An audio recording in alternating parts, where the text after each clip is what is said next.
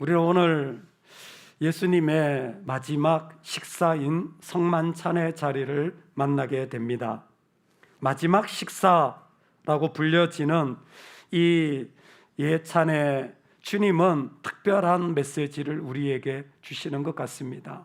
독특한 것은 이 식사 바로 있기 전에 한 사람이 예수님을 파는 일들이 계획되어지고 이루어지고 있고, 이 예식 끝나자마자 또 다른 제자 한 사람은 예수님을 배신하는 일들이 일어나게 되어집니다.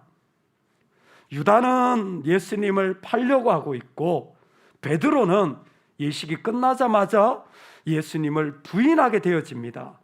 그리고 지금 예수님은 이 예식 순간으로부터 십자가에 죽으시기까지 밤새 한숨도 못 주무시고 재판과 고난을 당하시다가 죽으심에 이르는 힘든 육체적 상황을 맞이하시게 됩니다.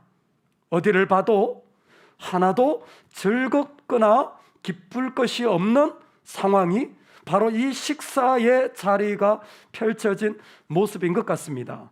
그런데 참 놀랍게도 여기에 어떤 한 사람이 등장합니다. 그 사람의 이름은 나오지 않고 아무에게 가서 라는 말씀을 통하여 예수님은 아무라는 사람, 이름을 밝히지 않은 그 사람에게 청하여 마지막 식사를 준비하도록 부탁하라고 제자들을 보냅니다. 이 아무가 누구인지 마가복음에 보면 물 한 동이를 이고 가는 사람이라고 표현되어 있습니다. 어렵지 않죠? 그런데 여러분 혹시 아십니까? 우물가의 여인을 만났던 예수님의 이야기가 있습니다. 우물가에 물을 뜨러 왔던 여인을 예수님이 만나고는 내 영혼이 목마르니 신령과 진정으로 예배하라는 말씀을 했죠. 여러분, 그게 일반적인 모습이에요. 우물에 물을 뜨러 오는 것은 당시의 여자들의 일이었습니다. 그런데 오늘 아무에게 가서 그 유월절 만찬을 준비하라라고 했을 때 이 아무 물 한 동이를 치고 가는 사람은 남자입니다. 남성형으로 쓰였어요.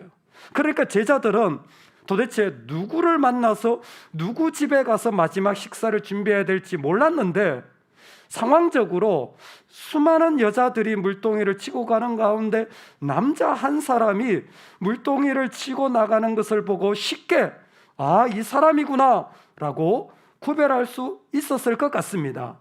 그리고는 그 사람에게 부탁하자 이 사람은 아무런 말도 하지 않고 예수님의 유월절 마지막 식사를 준비하러 자신의 자리를 내어주게 됩니다.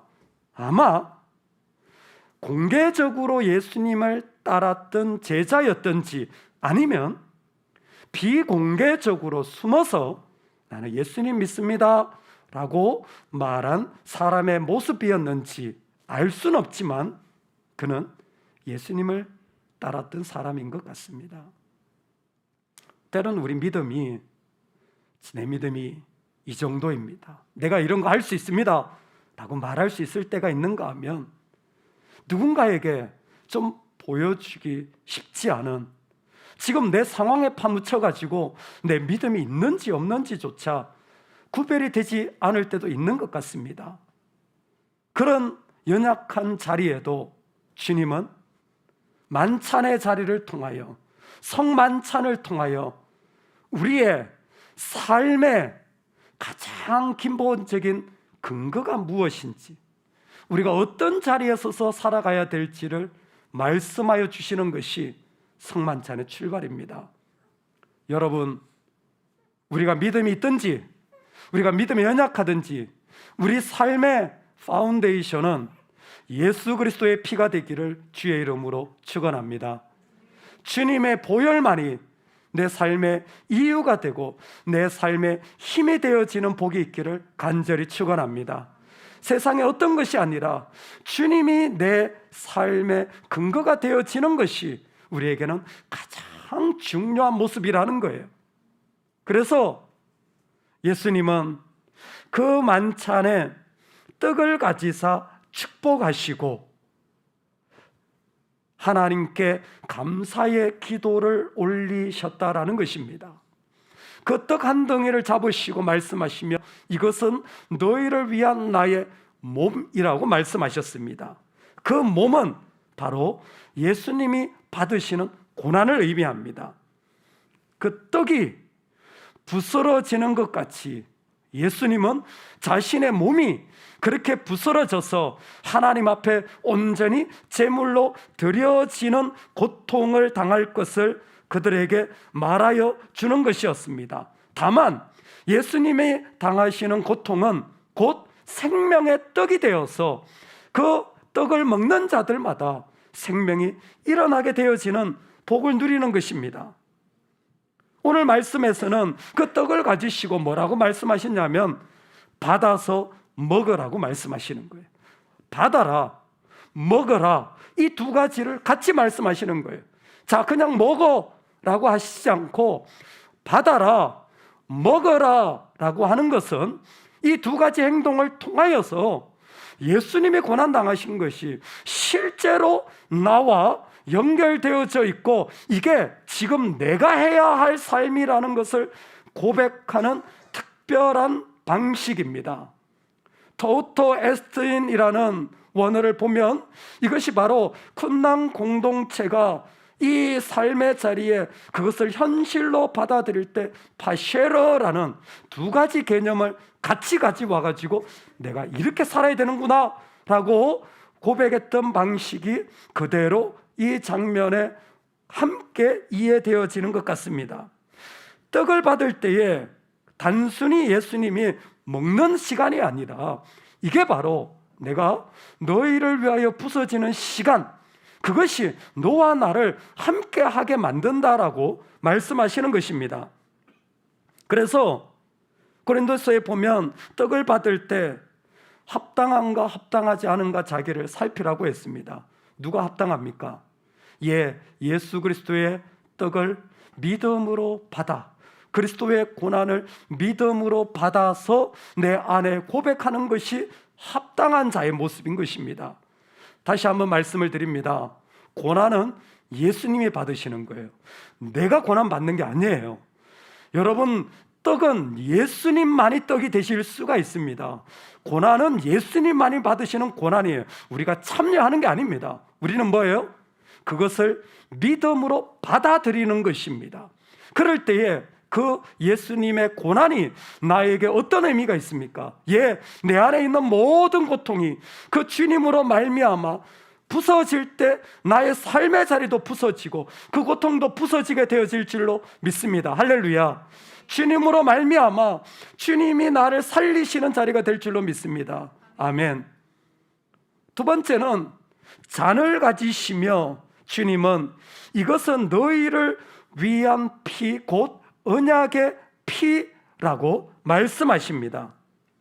피는 죄 용서를 위한 것입니다. 떡이 고난을 상징한다면 피는 죄의 용서를 상징하는 중요한 의미가 이 가운데 있게 되어집니다. 이스라엘은 전통적으로 포도주가 붉은색, 흰색, 검은색 세 가지의 포도주가 있습니다. 그런데 6월절만큼은 붉은색 포도주를 반드시 사용해야 합니다. 왜냐하면 출애굽 때 하나님이 그들을 살려주신 마지막 장자 재앙이 그 문설주에 피를 발랐던 그 생명이 자신을 건져냈던 것을 기억하기 위한 것입니다.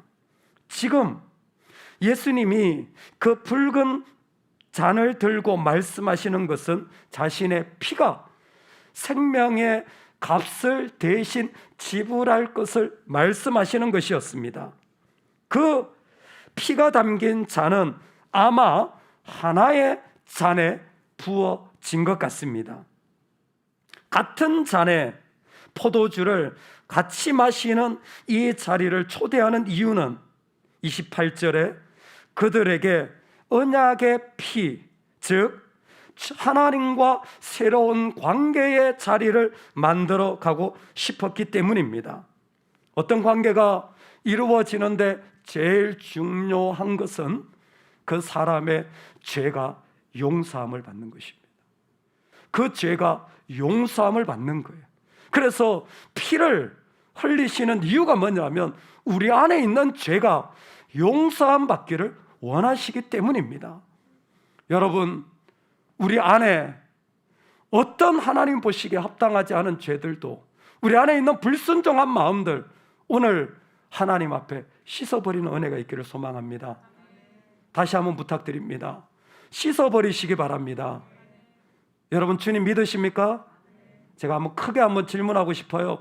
여러분, 예수님 믿으십니까? 다시 한 번만 묻겠습니다. 예수님 믿으십니까? 여러분, 정말 아멘 하신 분들은요, 천국에 가실 줄로 믿습니다. 동시에 이 땅에서 하나님의 자녀로 살게 될 줄로 믿습니다. 핵심은 뭡니까? 그분들은 내 죄가 용서함을 받아야 합니다. 내 죄악이 씻겨져야 합니다. 그래야 하나님 자녀에 합당한 거예요. 죄 사함을 얻게 하려고 하는 피입니다. 이것은 마태복음 전체에 대단히 중요한 핵심적인 개념이에요. 예수님이 처음 왔을 때 마태복음 1장 21절에 예수라 하라. 왜요? 이는 그를 자기 백성을 죄 가운데서 구원할 자, 죄 가운데서 구원할 자. 예수님 어떻게 기도해야 됩니까? 마태복음 6장 3 우리의 주기도문에 뭐라고 합니까? 우리가 저의 죄를 용서한 것처럼 우리의 죄를 용서하여 주시옵소서. 심지어 마태복음에 중풍병자가 고침을 받으러 왔습니다. 작은 자야 일어나라, 내 죄사함을 받았느니라. 예수님에게 가장 중요한 관계의 출발은 죄의 용서함을 받는 것이었습니다. 아니, 도대체 내가 언제까지 용서해 줘야 됩니까? 아주 그냥 그 사람 보면 내가 너무 싫습니다. 언제까지요? 7번에 70번이라도 용서해 줘라. 죄는 무너져야 됩니다. 여러분, 죄의 담벼락은 주님의 이름으로 무너져야 합니다. 왜 아직도 죄의 담벼락을 가지고 있습니까? 왜 아직도 어색해하고 미워하고 싫어하는 담벼락을 지금도 가지고 있습니까? 예수 믿는 사람이. 안 믿으면 괜찮아요. 안 믿는 사람이라면 괜찮아요. 믿는 사람이라면 어떻게 그 담벼락을 아직도 가지고 있단 말입니까? 주님 앞에 부끄럽지 않습니까? 그러면 안 되는 거잖아요. 우리가 그들이 안 믿는다고 왜 우리가 담벼락을 세웁니까? 그들이 그렇게 말했다고 왜 우리가 담벼락을 세웁니까? 그들이 그렇게 했다고 왜 우리가 담벼락을 세웁니까? 우리는 그러면 안 되는 거예요. 우린 주님을 믿기 때문에, 우린 주님을 믿기 때문에 죄의 담벼락이 무너져야 합니다. 주님은 그 자리에 우리를 초대하시는 것이 이 예식이에요. 반드시 무너지기를 원했기 때문에, 마태복음 전체에 죄가 용서함 받기를 원했기 때문입니다. 회개하면 용서해 주시는 분이 우리 주님이십니다. 그런데 여러분, 중요한 교리를 하나 말씀드리겠습니다. 회개하면 용서해 주십니다. 그러면 회개가 먼저일까요? 아니면 용서하심이 먼저일까요? 회개하면 용서해 주시는 게 맞아요. 근데 본질적으로 주님의 용서하심이 먼저일까요? 우리의 회개함이 먼저일까요? 아직도 회개하지 않은 자들을 위하여 이미 주님은 십자가에 죽으셨습니다. 저 믿지 않는, 주님 앞에 돌아오지 않은 자들을 위해서도 주님은 십자가에 이미 죽으셨어요. 무슨 얘기예요? 나는 믿음이 이것밖에 안 되고, 나는 아직 해결이 안 됐는데 주님은 이미 뭐예요? 용서하심을 허락하신 거예요. 여러분, 그게 우리의 은혜입니다. 나는 이것밖에 안 되는 사람인데 주님은 이미 이런 나를 위하여 십자가에 죽으신 거예요. 믿음, 약해도 괜찮아요. 왜? 내가 믿는 것보다 먼저 있는 게 부르심입니다. 하나님이 먼저 부르셔서 믿음을 주시는 거예요. 그래서요, 엄마가 얘야 밥 먹으러 와 할 때 어떤 애들은 그 부르심에 응답해서 오는 애들이 있어요. 이걸 effective calling이라고 합니다. 효과적인 부르심. 근데 밥 먹으러 와 그랬는데 꿈쩍도 하지 않는 애가 있어요. 그건 뭐예요? 엄마의 말이 안 들리는 거예요. 하나님과의 관계에서 하나님이 부르시면 하나님의 백성은 응답하게 되어 있습니다. 하나님의 자녀라면 말씀에 응답하고, 하나님의 자녀라면 그분의 부르심에 응답하는 거예요. 내 믿음이 있든 없든. 왜? 하나님이시니까. 오늘 우리가 회개할 수 있는 이유는 무엇입니까? 주님이 이미 우리를 용서해 주시기 때문입니다. 죄사함 받은 자가 날마다 회개해야 할 이유가 여기에 있습니다. 이미 우리에게는 용서하심의 은혜가 있어요. 할렐루야. 그 사랑을 우리 가운데 선포하고 싶으신 겁니다. 그게 바로 이 잔의 놀라운 은혜예요. 언제든지 하나님 우리를 용서해 주시는 거예요. 우리가 뭐라고? 그 주님 앞에 나아가는 자는 고난을, 자는 그 죽으심과 제 용서를, 그 떡은 주님의 고난을 의미하며 만찬은 이렇게 결론을 내립니다. 나는 지금부터 내 아버지의 나라에서 너희와 함께 좋은 것을 마실 그날까지 포도나무에서 난 이것을 마시지 않으리라.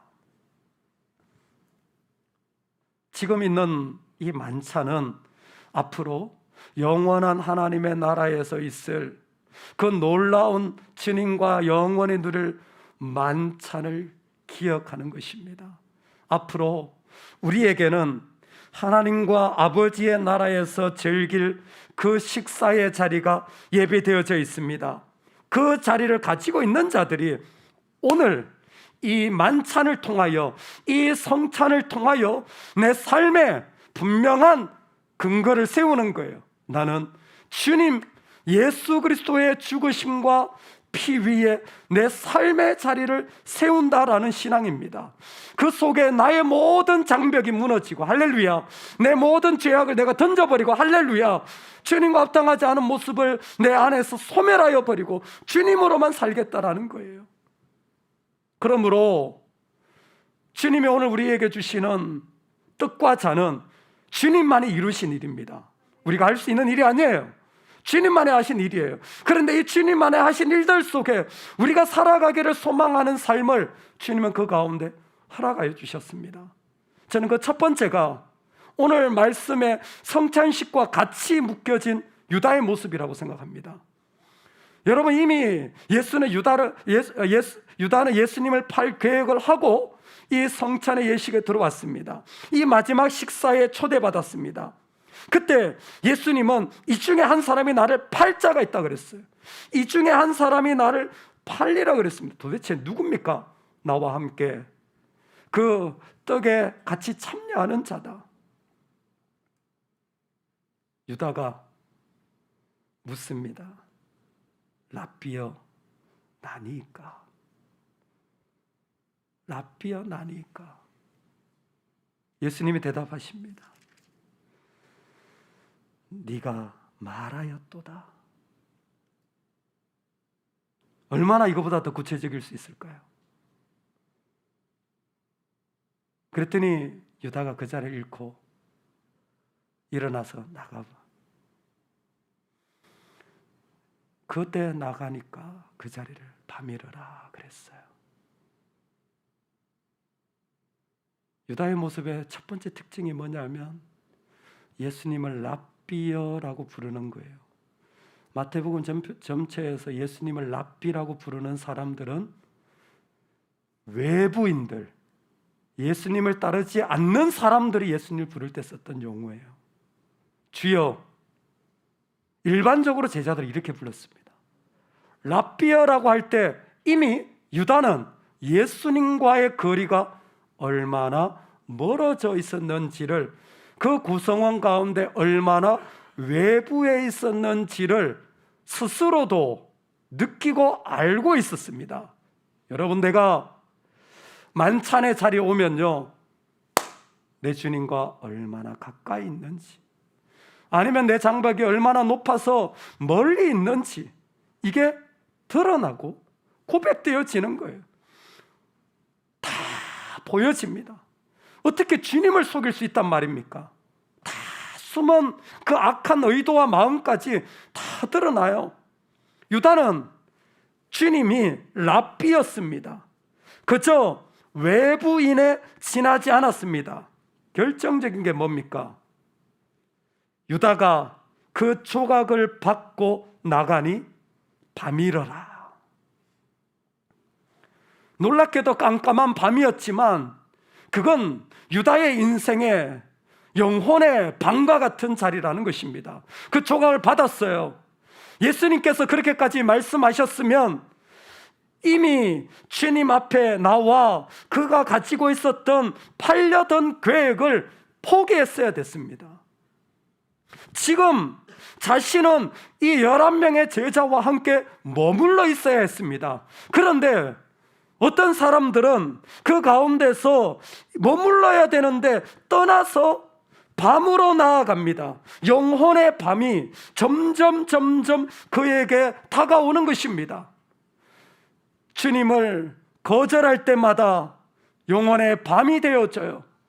주님이 부르시는데 외면할 때마다 내 영혼은 점점 밤이 되어집니다. 혹시 여러분 어떠십니까? 혹시 깜깜한 밤의 자리가 여러분에게는 있지 않습니까? 그 영혼이 주님과는 아무 상관없는, 주님의 다스림을 전혀 받지 못하고 내가 머물러 있고 내가 회개해야 되는 자리, 그 자리에 있어야 되는데 나가버려서 주님이 너무 멀리 느껴지는 영혼의 밤이 있다면 오늘 주님 앞에 엎드리시는 은혜가 있기를 원합니다. 내 생각을, 내 계획을 포기하시기 바랍니다. 내 마음을 무너뜨릴 수 있기를 주의 이름으로 축원합니다. 영혼의 밤이 있어요. 캄캄한 그 자리를 주님은 알고 계셨습니다. 그리고 성만찬은 그 자리를 포기한 거예요. 주님이 초대하시는 그 자리에 순종하는 자들은 함께 이 즐거움에 참여하게 될 줄로 믿습니다. 두 번째로 그 떡과 잔이 우리에게 그대로 전하여지는 한 가지는 무엇이냐면 떡을 떼시며 예수님은 축사하셨다 그랬어요. 이게 감사기도입니다. 잔을 드시고 예수님은 여전히 감사기도하셨습니다. 떡과 잔을 드시며 예수님이 하신 행동은 전부 다 감사기도를 하시는 거예요. 그 감사기도를 유카리스테오라고 말합니다. 유카리스트죠. 그래서 영어로 성만찬을 유카리스트라고 부릅니다. 유카리스트라는 말은 감사라는 말이에요. 원래가. 근데 감사라는 말 자체가 지금 뭐가 됐냐면 성만찬이라는 말이 되어져 버린 겁니다. 예수님은 떡과 잔을 떼시며 우리를 초대하시는데 어떤 자리? 감사하는 자리에 초대하고 있다라는 거예요. 왜 감사할 수 있습니까? 예수님이 죽으시는데, 왜냐하면 유카리스트, 그곳에는 굿, 선한, 카리스, 그레이스, 은혜가 있기 때문이에요. 왜 감사하냐면 성만찬을 통하여 우리로 확인하는 거예요. 너에게 하나님의 선한 은혜가 있다. 그래서 감사하는 거예요. 내가 십자가에 죽을지라도 나에게 하나님의 선한 은혜가 그곳에 있다. 내가 채찍에 맞을지라도 그곳에 여전한 하나님의 선한 은혜가 있다. 할렐루야. 성만찬을 통하여 우리는 확인하는 겁니다. 내가 어디에 있든지 하나님의 유카리스가 함께하는 거예요. 그래서 시편 기자는 고백했습니다. 그에게 감사하며 그의 이름을 송축할지어다. 하나님이 선하시기 때문이라. 여호와께 감사하라. 그는 선하시며 그의 인자심이 영원함이로다. 바울은 고린도 교회에 우리 주 예수 그리스도로 말미암아 우리에게 승리를 주시는 하나님께 감사하노니, 그러므로 내 사랑하는 형제들아, 견실하며 흔들리지 말고 항상 주의 일에 더욱 힘쓰는 자들이더라. 이는 너희 수고가 주 안에서 헛되지 않은 줄 알미라. 아멘. 주의 이름으로 해나갈 때 이것밖에 안 됐는데, 이렇게 나는 내 가정이 무너진 것 같고 낭망되었는데, 나는 뭐 봐도 소망이 없는 것 같은데 헛되지 않다는 거예요. 왜요? 주의 은혜가 그곳에 있으니까. 우리는 믿어야 됩니다. 우리는 선포해야 돼요. 내 주의 은혜가 그 자리에는 있어요. 선한 은혜가 그 자리에 있는 거예요. 그래서 만찬을 통하여 주님은 십자가를 바라보시지만 십자가 너머에 유카리스, 말 그대로 선한 은혜가 그 자리에 있다라는 것을 우리 주님은 믿고 선포하였던 것입니다. 할렐루야. 주님의 선한 은혜를 오늘 우리가 이 만찬을 통하여 선포할 수 있기를 소망합니다. 낙심되었니? 염려하지 마. 하나님의 선한 은혜가 너에겐 있어. 내 영혼을 통하여 내 눈에 보기 안 되었는데 열심히 했는데 다 무너졌어요. 낙망하지 마십시오. 선한 은혜가 그곳에 있습니다. 죽을지라도 부활의 영광이 우리 주님 가운데 있는 줄로 믿습니다. 선한 은혜는 오늘도 우리를 따라가니 감사하지 않을 수가 없죠. 주님의 뜻과 자는 우리에게 영혼의 밤을 분명하게 보여줍니다. 내 안에 사라져야 할 죄의 장벽을 분명하게 보여줍니다. 주님 앞에 이 장벽들이 뿌리까지 온전히 고백되어지고 씻김받기를 소망합니다. 동시에 선한 은혜, 이 떡과 잔을 먹음으로 사라지지 않는 그 은혜가 있음을 선포하실 수 있는 믿음이 있기를 간절히 축원합니다. 아멘. 하나님 아버지,